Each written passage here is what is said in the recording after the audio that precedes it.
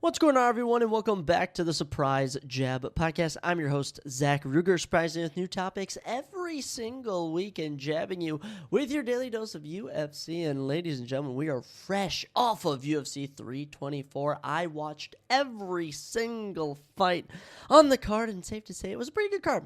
Pretty good card overall. I did go 7-5 on predictions, so we went positive, but still not my best predicting card that I've ever had. And we're going to be recapping every single fight and talking about what is next for each and every fighter on today's episode. As well, we're going to be kicking things off with a little recap of Saturday night's main event, which was honestly one of the best ones, if not the best they've ever done in terms of Saturday night's main events in general, as we build up to the Royal Rumble, which is coming up later this week. And we're also going to be recapping the two teams that made it to the Super Bowl and how those two games went down. But we won't waste any time, ladies and gentlemen.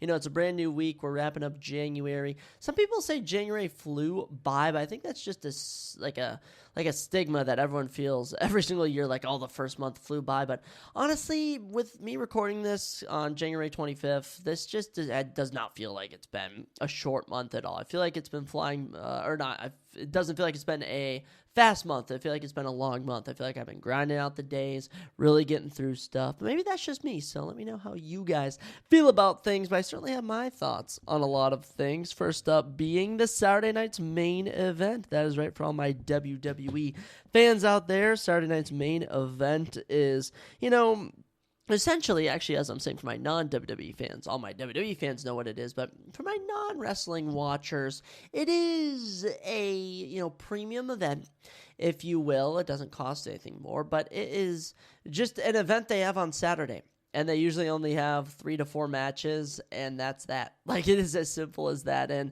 this one was in Montreal, Quebec, Canada, the home of Sami Zayn. And we did make our predictions for every single matchup on this card, and lo and behold, we nailed the ball on all 4 of them. So I know ball. I know ball in all aspects of everything, but we'll just do a little recap of the event. We opened it up with Cody Rhodes and Jacob Fatu. They were having their little match, continuing their feud, which has been transpiring over the last 3 weeks. And it's safe to say it did not culminate here. These two didn't actually have a matchup. It ended in a no contest, or I don't even think it registered as a fight, actually, or a matchup, I should say. And they were just brawling all over, just going at it. I mean, it was easily like a good 15-minute brawl. Drew McIntyre, your current WWE champion, who's involved with both of them, comes out, and he was messing with them both. And honestly, it was a fun way to kick the show off, and it really got the people going. Now, I will say, Saturday night's main events are shows I would never pay to go to. Like, these shows I don't feel are worth the money, especially being that these people at the end of the day only got to see 3 matchups. Pretty unfortunate. But in terms of kicking this off, they have done way worse on Saturday night's main events, and it was a decent way to kick it off. And Cody Rhodes and Jacob Fatu, they're going to continue their feud into the Royal Rumble, and we'll see if one of them actually ends up winning it. You'll actually have to stick around to see who we predict to win the Royal Rumble later in the week. After that, we had a women's tag team championship matchup between Rhea Ripley and Io Sky versus the Judgment Day, Liv Morgan and Roxanne Perez. 13 minutes, 25 seconds. They gave the ladies a decent amount of time to cook, and it was a solid match. Solid match at the end of the day.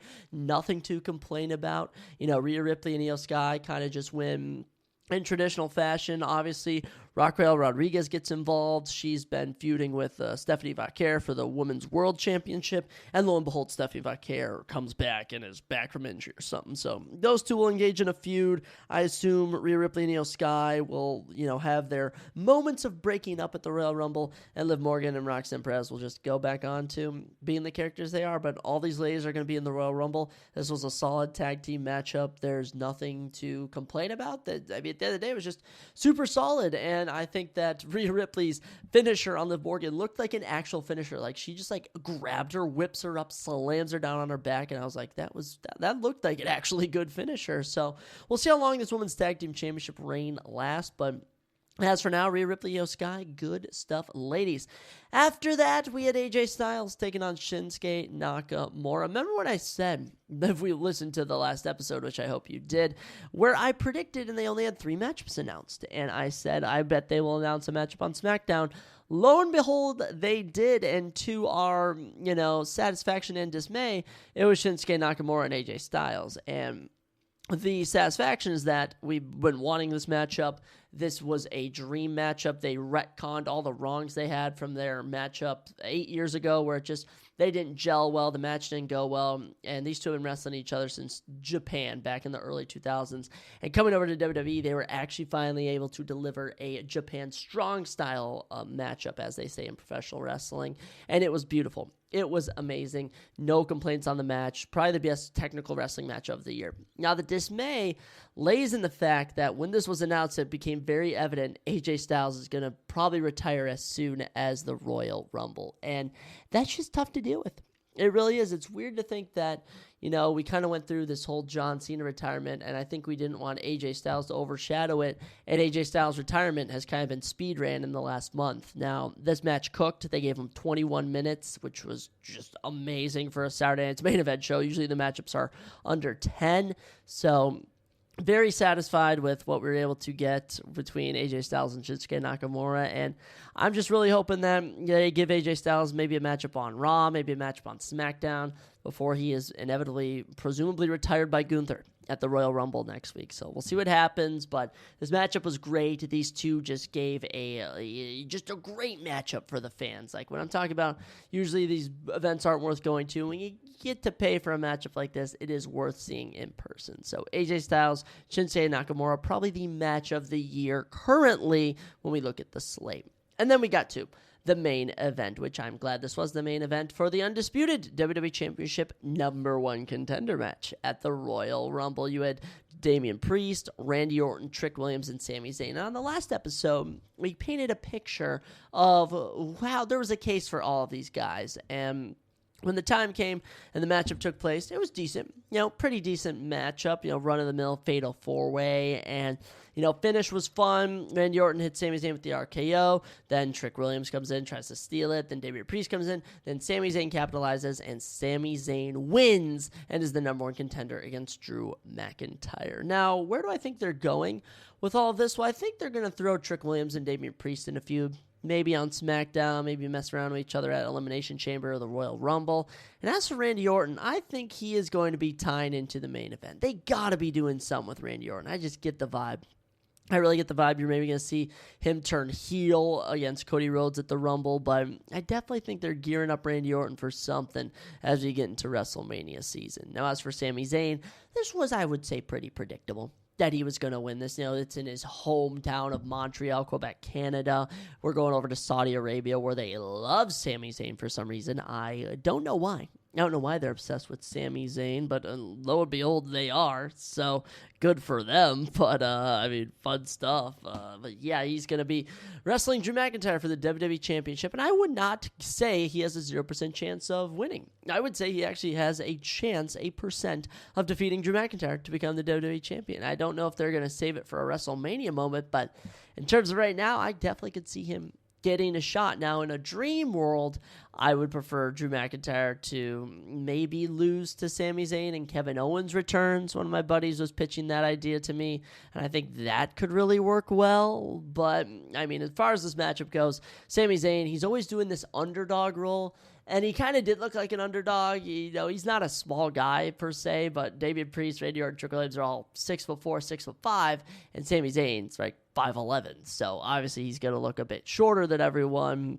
And lo and behold, he gets it done. So good job to Sami Zayn. Props to you. You get a #1 contender matchup. You get to wrestle for the WWE Championship at the Royal Rumble. Not everyone can say they have done that. And the same sentiment can be said for the Super Bowl as well, as two teams have made it to the Super Bowl. We do have them both locked in, and I was able to watch each game in the conference championship. So let's take a look at exactly what happened and who is going to Super Bowl 60. I think it is. Are we really on Super Bowl 60 already? Yeah, February 8th on Sunday, coming up here in about 2 weeks.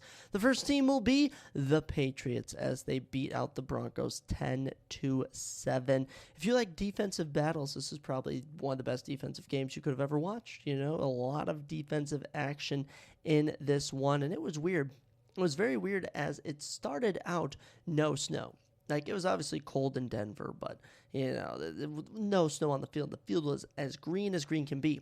By the fourth quarter, and this was even by the end of the third quarter, the entire field was pitch white. By the end of the game, it was just snowing like I've never seen before. It was a spectacle, some would say, for this. I was very taken aback by this. Everyone was. The broadcast team kept bringing it up, and it was kind of cool to see, honestly, at the end of the day.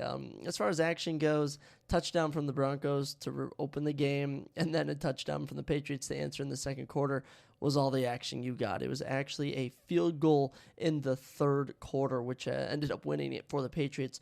Both teams missed field goals. I think the Broncos missed 2 field goals, and it was just a defensive game, and by the fourth quarter, it was impossible to get any offense going. So defenses win out, and the game actually ends with an interception thrown by Jarrett Stidham. I think Christian Gonzalez actually picked it off, the star cornerback for the Patriots. As for Jarrett Stidham, 133 yards, touchdown, and an interception, also rushed for 23 yards, did about the best he could as a backup quarterback. RJ Harvey was only able to rush for 37 yards on 13 carries. Marvin Mims had 4 catches for 62 yards, and RJ Harvey had 4 catches for 22 yards. Cortland Sutton did manage to catch a touchdown, so that was good for him. But other than that, Broncos offense couldn't get anything done. The Patriots were on lock. And for their offense, not much done. I'll say that, I'll say Drake May, 86 yards. That's it. He did rush for 65 yards, which was impressive. And Ramondre Stevenson, 71 yards, but on 25 carries, not that good. Matt Collins had a big 31-yard grab, and I think the third quarter, I want to say, that was one of the biggest plays of the game.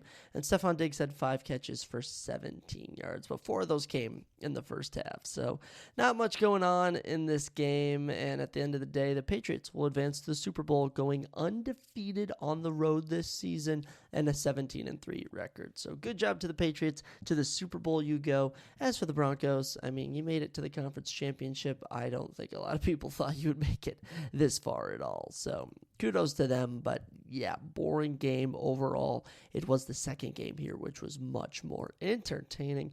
Let me just say, Rams and Seahawks, one of the better conference championship games I have watched in my lifetime, as the Seahawks win 31-27. Very good. Very good game. Offensive explosion in this one, especially the third quarter. One of the most entertaining third quarters I've seen, with 4 total touchdowns, 2 for each team. Game gets going, and Seahawks go up early. I think it was 10-6, then it was 17-6, and then heading into halftime, I want to say it was 17-13, so very close. And then third quarter, second half, I should say, opens up, and the Seahawks answer. They go up 24-13, but then you're able to see the Rams answer. Then they actually end up scoring again, but then the Seahawks answer, and that's a defensive matchup back and forth, with neither team being able to find the end zone. And the game ends actually with the Rams not being able to get out of bounds, with Puka Nakua's knee just touching. Kind of cinematic, if you ask me. Matthew Stafford, 374 yards and 3 touchdowns. Yeah, he's definitely going to win MVP in my mind. And for Sam Darnold, 346 yards and 3 touchdowns. So he was absolutely locked in. Rams' run game could not really get it going. I know Kyron Williams had 39 yards, Blake Corum had 55. I don't know if we're going to see maybe a running back switch up next season, but name of the game was the wide receivers here, okay? Puka Nacua, 9 catches, 165 yards, and a touchdown. Devontae Adams, 4 catches, 89 yards, and a touchdown. Colby Parkinson, 3 catches, 62 yards. Very impressive work from him. For the Seahawks, nothing new. Jackson Smith and Jigba, 10 catches, 153 yards, and a touchdown. Absolute savage. Rashid Shaheed had a 51-yard grab to really open up the game. And Kenneth Walker, 62 yards on the ground and a touchdown, and 4 catches for 49 yards. And my favorite touchdown of the day came from Cooper Kupp, 4 catches, 36 yards, and had the touchdown to actually put them up, which is very fascinating, up to 31. So great work by the Seahawks. They're 16-3. Their winning streak lives on, and they are truly the number 1 seed. As for the Rams, 14-6 on the year, not too bad of a season. You had a good playoff run. Really did. All 3 games coming down to the final plays of the game against the Panthers, Bears, and Seahawks. But Seahawks are too good, and I can't believe it. We're actually getting a rematch here between the Seahawks and Patriots, and I'm probably going to be rooting for the Seahawks. I'll have to see. I only have a Tom Brady Patriots jersey, so I don't know if I'm going to have to wear that, oddly. But, yeah, super fun stuff. Watching the games, the NFL is always fun, and now we just have the Super Bowl left to watch, and I do think it'll be good. I know the Super Bowl is just a big money grab for celebrities, but still, the viewing experience and being able to watch it with friends or family is always such a good time. So, Seahawks, Patriots, I'll be dropping my prediction for that in about 2 weeks. As for the Pro Bowl, the Pro Bowl is the dumbest thing ever. The Pro Bowl is really the dumbest thing ever. I don't even like to give it the time of day since it's flag football. There was a time where it used to be conference versus conference, and it was entertaining, but there's no stakes.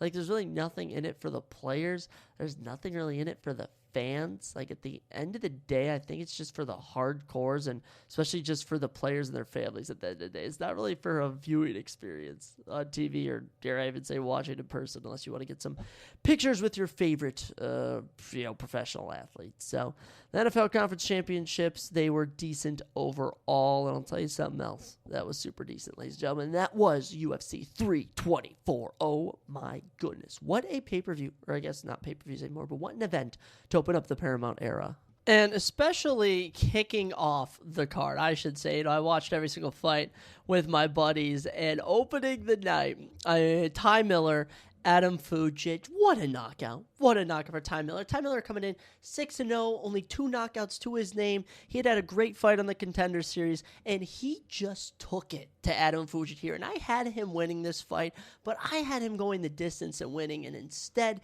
he just brought the anger, brought the excitement, and he even ate a nasty elbow from Adam Fugic, which cut him bad, but he kept the pressure on Adam, and right as 1 second is left, Chris Tognoni was left no choice but to stop this dominant work from Ty Miller. Welcome to the UFC, the Season 9 Dana White's Contender Series fighters, undefeated so far in the UFC since having their debuts. Amazing stuff. And Ty Miller lighting it up, 59 significant strikes to 36. These two were just throwing everything at each other, and I absolutely loved it. So Ty Miller, great debut. That's now 2 wins in a 4-month span. You cannot beat that. And welterweight, look out. Truly, welterweight be put on notice with this win. Now, as for Adam Fugic, he's going to fall to 10-6. He's 1-3 in his last 4. In the UFC, he's gone 2-4. Yeah, he's cut. Adam Fugic is cut. Goodbye, Adam. There's just no sense in keeping him in the UFC. I'm sorry. I don't want to be mean. I don't want to hate on you, Adam, but I just don't think you're UFC level per se. Now, what do I think is next for Ty Miller here? Well, I actually have a perfect name. Danny Barlow. Danny Barlow came into the UFC off the Contender Series, a lot of hype behind him, and after starting off 2-0, he went 0-2 in 2025. Losses to Sam Patterson and to Jordan Santos. I think it's a good opportunity for Ty Miller, especially Danny.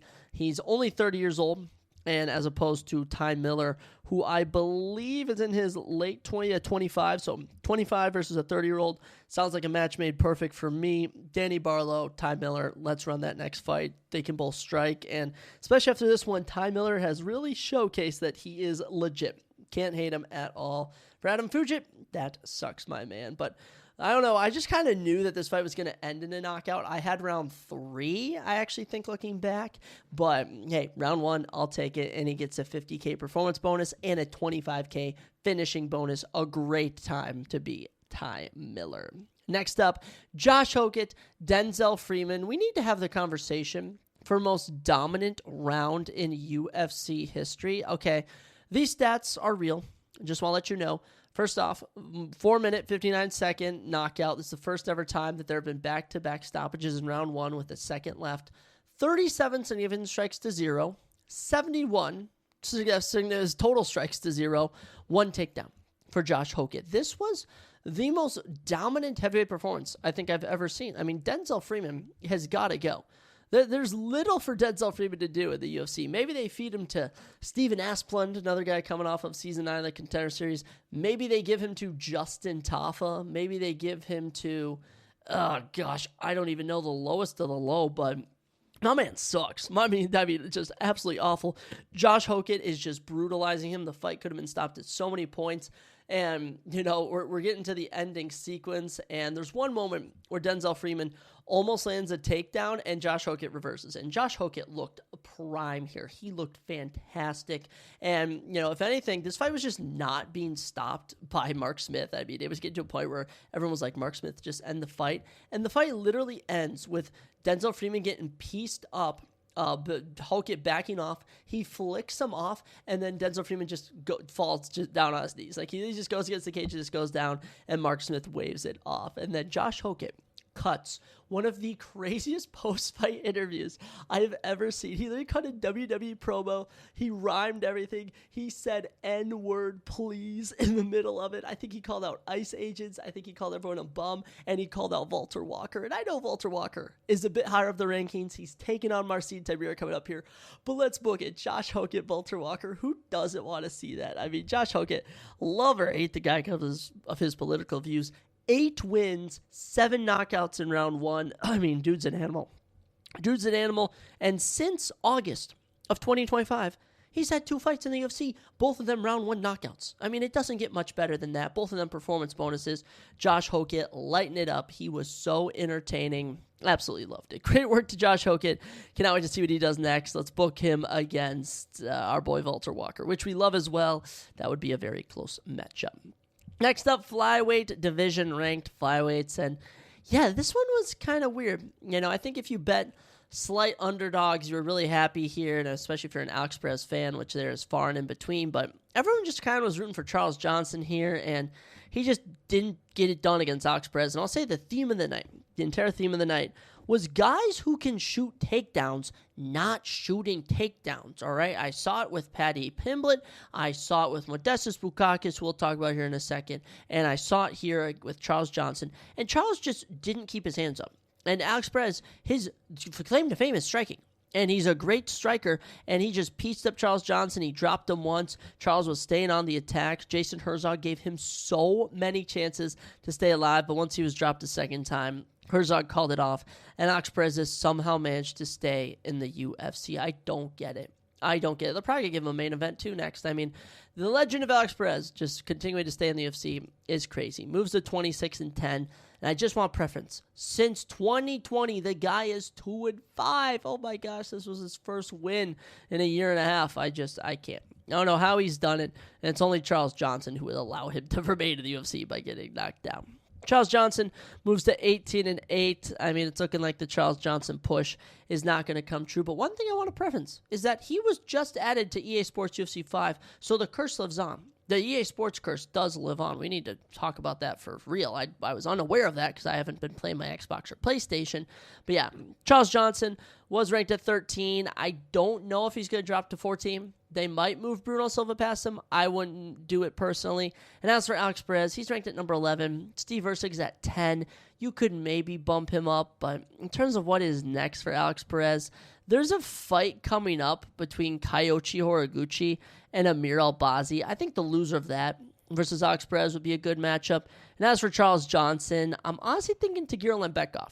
Tagir Lembekov versus Charles Johnson could be a fun matchup, or even Bruno Silva, who's ranked just below him. But good knockout for Alex Perez. He gets 25K finishing bonus. It was kind of, depressing, though, because I was a fan of Charles Johnson. So Alex Perez, good work to him. Thumbs up for you. Next up, Nikita Krylov and Modestas Bukauskas. This was honestly kind of a funny fight at the end of the day. Modestas Bukauskas just never got going. I mean, from the get-go, round 1 outstruck Nikita 11-10, but Nikita landed a takedown, which was the decision maker. So takes round 1 there. Round 2 doubles his strikes 23-11. Nikita was doing average, landing some hard shots, but Modestas just wasn't doing anything at the end of the day. We get to round 3, same thing is going. We're up in the clinch, then we're just striking casually back and forth. And then, with like 15 seconds left, Nikita Krylov and Modestas just kind of start unloading, and Modestas just kind of like tells them to bring it, and he just starts swinging for the fences, and he gets clipped, face plants, knocked out, and Mark Goddard stops the fight. And Nikita Krylov just got a round 3 knockout with 3 seconds left in the fight. I mean, Just hilarious. Just absolutely so funny because, I mean, it was just looking like a cruising to a victory for Nikita Krylov, and then Modestas Bukauskas is like, you know what, I got to go for the finish, and he gets knocked out. So, honestly, as much as I love Modestas Bukauskas, and this does snap his 4-fight winning streak, gonna set him back a bit in terms of getting up the rankings, gotta feel happy for Nikita Krylov. First win in almost 3 years. March 11th, 2023 was his last win. January 24th, 2026, now his newest win. And he gets another finish. The legend of Nikita Krylov, always having finishes, lives on. Moves to 31-11. Very happy for him. He did say he wants to fight Jan Blachowicz. And I don't know if Jan's going to fight again. I also don't know with Nikita being ranked 13, Jan being ranked 5, if that makes a ton of sense. But I could maybe see it taking place. I really could. I could see Jan Blachowicz. I could see Jamal Hill. I think that's a good fight for both those guys. Or even Alexander Rakic. I think Nikita Krylov is going to enter this kind of phase where maybe he's the retirement fight for Jan Blachowicz. Maybe he's a bounce-back fight for Jamal Hill. Maybe him and Rakic, bounce-back fight there. But good win for him. As for Modestas Bukauskas, it's kind of tricky.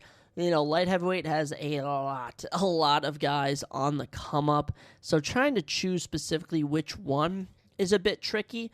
But there is a guy, Omar Sy, who's taken on Ion Cutelaba. Ion Cutelaba, of course, lost to Modestas Bukauskas in May last year. And Omar Sy, only career losses to the number 15th ranked Alonzo Menefield. I think, you know, if he wins his fight against Ion Cutelaba, it'll be 2 straight wins. You run Modestas versus Omar Sy. It's a high-level unranked light heavyweight matchup. I think that could be a fun fight. But good win for Nikita Krylov. Can't even hate, even though I predicted it incorrectly. Happy for him. Next up, middleweight division, and the biggest lock of the night, actually second biggest lock, was Ete Gadier. Number 1 is going to be the fight we talk about after this. But the second biggest favorite at minus 1,000, Ete Gadier taking on Andre Puliev. And our one takeaway from this is that Andre Puliev is the definition of Russian toughness. This guy's dropped like 15 seconds into the fight, and Ateba tries to do the walk-off knockout. Doesn't work. Andre gets back to his feet. And I want to say, Andre outstruck him significantly, 59-34. Nothing was really significant, if you ask me, from Andre Puliev. Ateba's just every shot. Only landed 34 cinnamon strikes. Everything looked hard with him. Round 2, similar thing. Drops Puliev and just doesn't go for the knockout punch. I don't know what he was thinking. He held back. He actually, I'm pretty sure, lost round 3 on 2 judges' scorecards, but easily glad this one went to him. At the end of the day, he was deserving of the victory. And it did show that Ete Gadier can go the distance, but certainly a learning curve fight, if you ask me. He's going to move to 4-0 in the UFC since debuting less than a year ago. That's super impressive. 10-1 at 23 years old is certainly an amazing feat. But certainly we saw the holes, or I'm saying certainly too much, but you get it. Ete Gadier has some holes, and it's evident that they can be exposed. And I think if you got a guy like Andre Puliev with his striking style, you can definitely capitalize on those holes. But the one thing also evident is that Ete Gadier hits like a truck, okay? He hits like a middleweight Francis Ngannou. So keep your eyes on Ete Gadier as he continues to ascend at middleweight. I'm trying to decide who I would want to match make him with next. It's kind of tricky. I think maybe someone of a lesser level could be in the cards. You know, just trying to think. You know, Marco Tulio could be a fun fight. He's like 8 years older, though. I also like Tresean Gore if they don't cut him. I think Tresean Gore versus Ete Gadier could be the next move. I also like Rodolfo Vieira. He's a veteran. Bo Nickel just knocked him out. Could be a good test. Or even Andre Petrosky, who's kind of on this spree of losing to Edmund, losing to Cam Ralston. Lots of options there. And as for Andre Puliev, just someone coming off the Contender Series. I mean, just the most green new middleweight we can get for Andre Puliev, who's now 1-2 in the UFC. With that, we got into our feature prelim, and this was actually the one fight where I missed the first round. I missed the first round of Umar Nurmagomedov and Davison Figueiredo, and I saw a funny thing on Twitter looking back, and it was a speed run of the fight. So they completely moved the fight into like 1 minute and 30, 2 minutes, and sped up. And yeah, this is just, it made sense. This was on the prelims. You know, Natalia Silva, Rose Namajunas, not an entertaining fight at all. This fight, so bad. You know, Umar Nurmagomedov was a lock for a title shot if he went out there and had dominant performance. Instead, dominates, but not in like a great fashion. Deiveson Figueiredo just showed his age. He looked like a 37-year-old fighting here. He didn't land a single strike in round number 1. 9 significant strikes to 0. Round 2, 19 significant strikes to 8. And round 3, doesn't land a single significant strike. Only 4 minutes and 50 seconds control time. 2 takedowns for Umar, and he improves to 21. We get the prediction correct, but he's not going to earn a title shot off of this, which is insane to think about. And especially with how bantamweight is right now, there's word that we're going to be running Petr Yan versus Merab Dvalishvili 3, the trilogy, which only makes sense. You're now going to have Umar and Sugar Sean O'Malley kind of in the waiting rungs, with both of them claiming for title shots. So I'll be very interested to see what goes here. But Umar dominates, biggest favorite on the card. And, Deiveson Figueiredo, it just doesn't look that good, Comes in, picks up wins over Cody Garbrandt and Marlon Vera, and also holds a win over Montel Jackson. But his losses, Petr Yan, Corey Sandhagen, Umar Nurmagomedov. There's clearly a skill gap there with Deiveson Figueiredo in the top tier at bantamweight.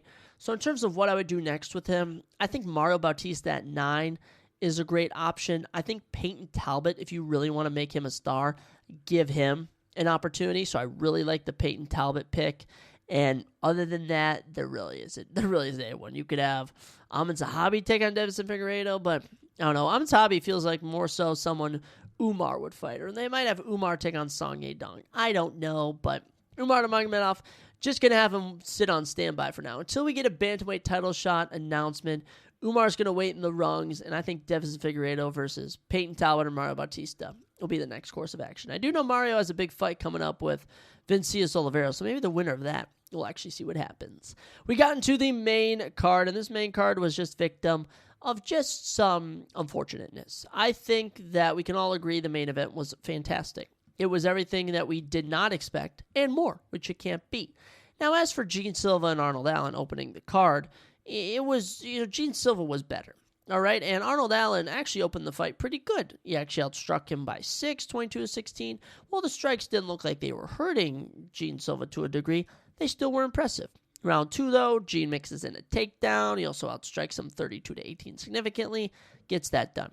Round 3, 3 takedowns, 26 even strikes to 16. The only real memorable moment from this fight was how intense the walkouts were. And also, at one moment towards the end of the fight, Gene Silva has like a takedown on Arnold Allen, and then he like stands up and Arnold Allen is still crouched down, and he just hops on his back and then like leaps off of it. One of the most funny things I have seen. It was really comical, I'll say that, but it was getting to a point you're like, Gene Silva, what are you doing? I'll also say that Arnold Allen has a super hard chin. These Scousers, these Brits, they don't get knocked out easy. All right, and clearly Leon Edwards is not a real Scouser. But Arnold Allen, for having not fought in a year and 7 months, came back and did pretty good. Was able to win a scorecard on Mike Bell and Chris Lee, probably the round 1, if you ask me, but rounds 2 and 3 definitely went to Gene Silva. So Arnold Allen is going to fall oddly to 1-3 in his last 4, but you got to remember, in the last 3 years, he's only fought in 4 times. So do got to give him a bit of grace. I think he'll bounce back. He's ranked at number 6. I think they might bump him down a bit, but certainly fights with Yusuf Zalal. Steve Garcia might even go as far down to say Dan Ige? I don't know. It feels more so like Arnold Allen will fight boxers and Steve Garcia or grappler strikers and Yusuf Zalal. So options like that are available for Arnold Allen. Now as for Gene Silva. He's going to move up here. He's going to be ranked at number 6. He is in the mix at featherweight. He's going to be in that top 5 conversation on who's fighting Aljamain Sterling, who's fighting Yair Rodriguez. And if you ask me, Diego Lopez versus Alexander Volkanovski is going to be a big reveal on what's going to happen here, because I don't know what the best for business decision is. I really don't. Where you have Mozafar, the number 1 ranked guy, undefeated, taking on the number 4 guy, Leroy Murphy, undefeated, rumored for UFC London in March. And if that happens, I mean, the guys left are Yair, the loser of Volkanovski and Diego Lopez, Aljamain Sterling, and now Gene Silva. So if you ask me, Gene Silva versus Yair Rodriguez is such a fun fight to make. But I also would like the idea of if Volkanovski loses to Diego Lopez, Gene Silva, Alexander Volkanovski. I feel that would be such a fun fight. But hey, for now, Gene Silva gets the victory, little decision action.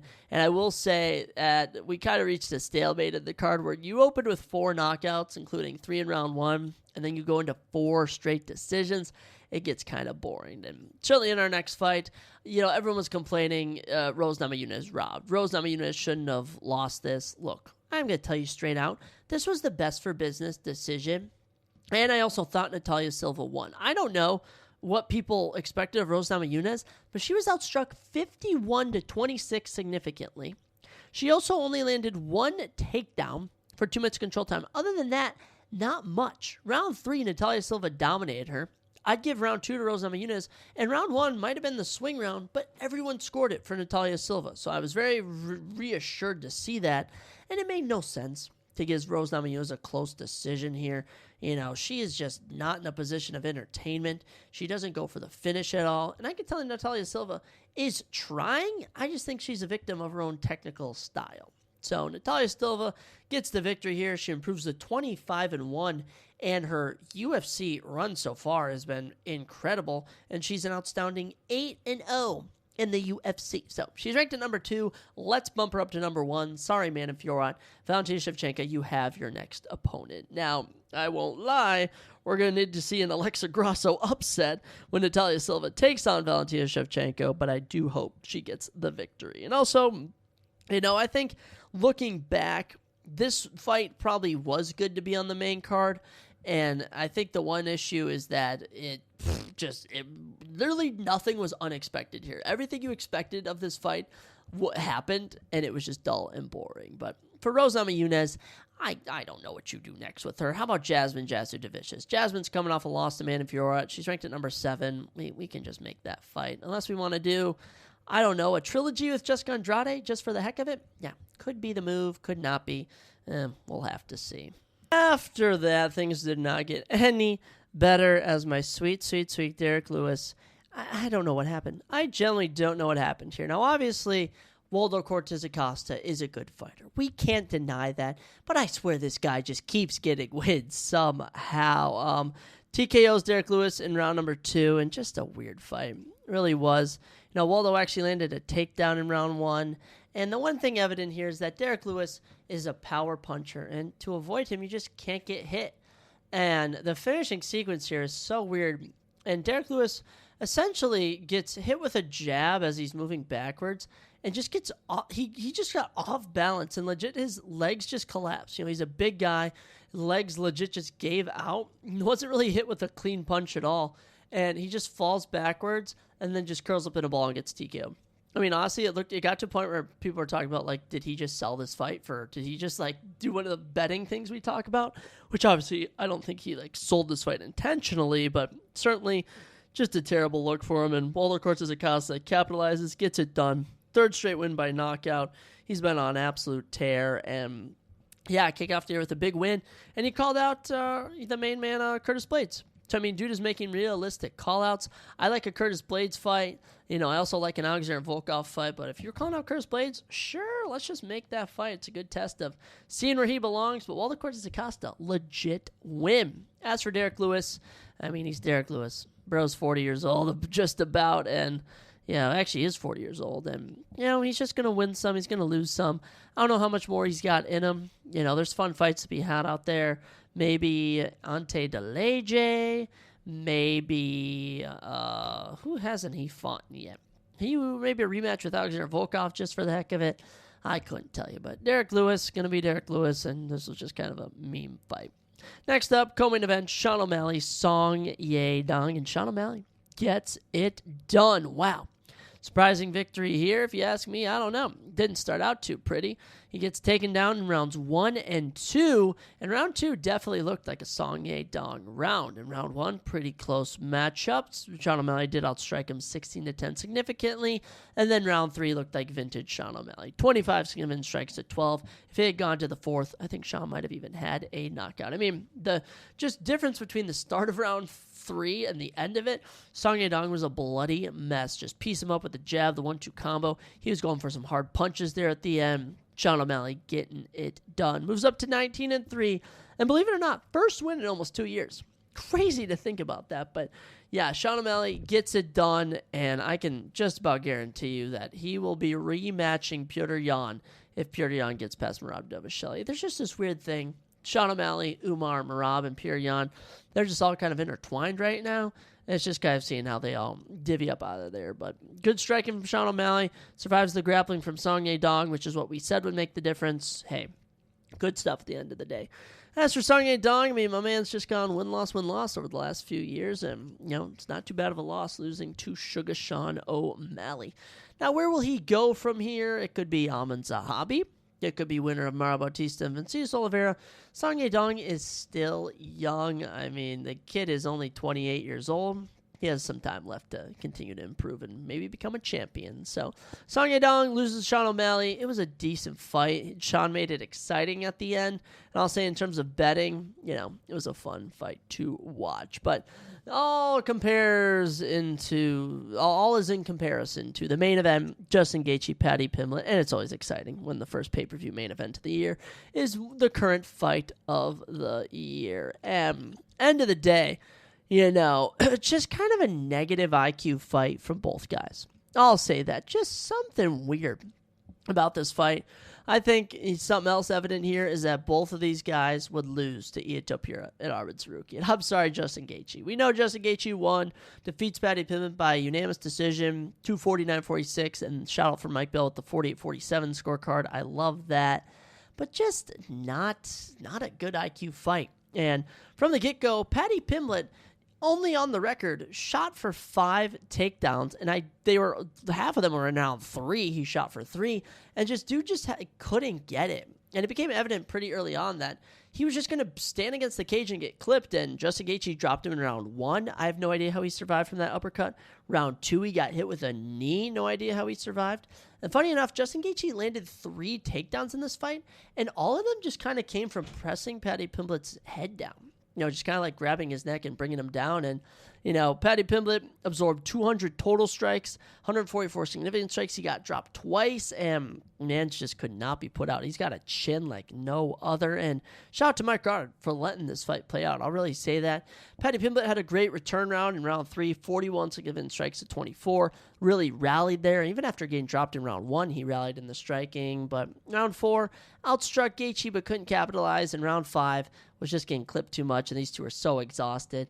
I'll say Paddy Pimblett has hands. He clipped Gaethje pretty good, but he just could never really capitalize on it. So he ends up out significantly striking him 156 to 144, but that's about as much as good old Paddy Baddy can do. So Paddy Pimblett's winning streak in the UFC comes to an end. He'll move to 23-4, but my man has had a great run so far in the UFC, and for having his 8th UFC fight and yet another performance bonus, this time a fight of the night, definitely sky's the limit for Paddy the Pimblett. I don't know what to do with Baddy. He's going to be ranked at number 5. He clearly belongs.